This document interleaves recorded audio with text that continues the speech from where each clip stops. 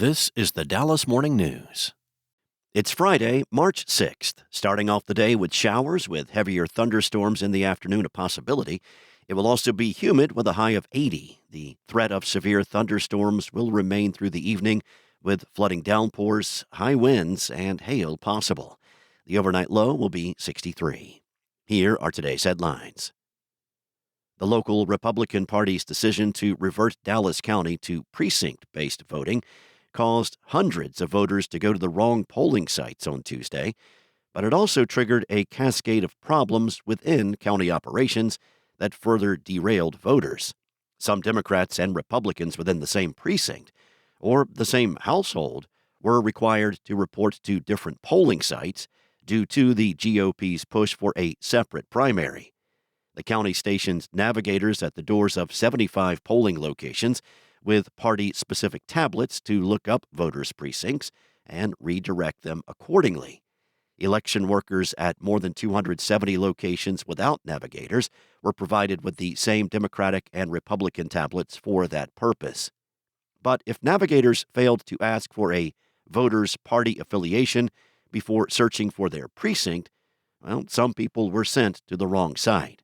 The same problem occurred when election clerks used their check-in poll books instead of party-programmed navigator tablets.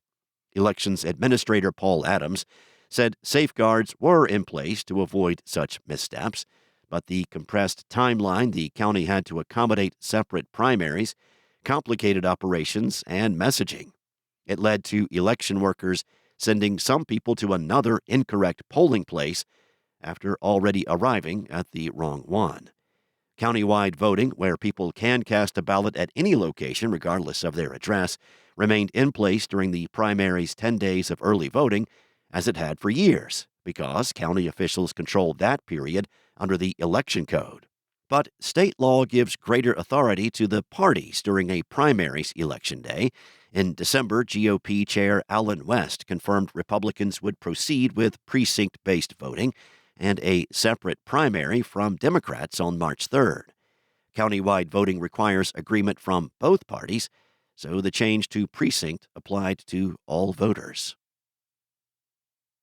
In other news, parents in Coppell ISD are demanding answers after ammunition was found on 3 separate occasions on a middle school campus. Coppell Middle School North went into hold status Wednesday morning after a student found ammunition in a classroom. In an email to parents, Principal Chris Gollner said district administrators, security guards, and school resource officers conducted an investigation and did not find a weapon. The incident was the third of its kind at Coppell Middle School North over the past 6 months. Next up, Attorney General Ken Paxton vowed to press forward with his GOP challenge to incumbent Senator John Cornyn, despite President Donald Trump's demand that the candidates wrap up the fight. Cornyn was on track to narrowly edge out Paxton in Tuesday's primary results, but neither candidate was close to the majority required to avoid a May 26th runoff. Trump on Wednesday posted on Truth Social he would soon be endorsing one of the candidates and said the other must drop out so Republicans can turn their attention to defeating the Democratic nominee, State Representative James Tallarico of Austin.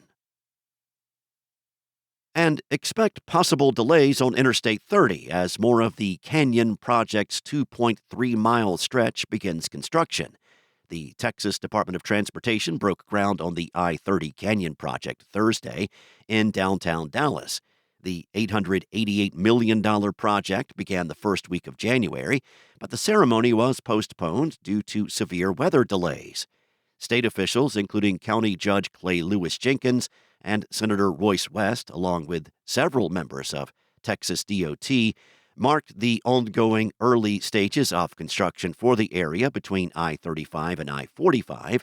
Michael Morris, the North Central Texas Council of Governments Director of Transportation, called it more than just a project, but a new system that the state is building. Morris mentioned pedestrian caps possibly being built along various roads in the downtown area to encourage people to explore local businesses more easily. Thanks for listening. For more on today's stories and the latest breaking news, visit dallasnews.com. Enjoy your weekend. I'll be back on Monday with more from the Dallas Morning News.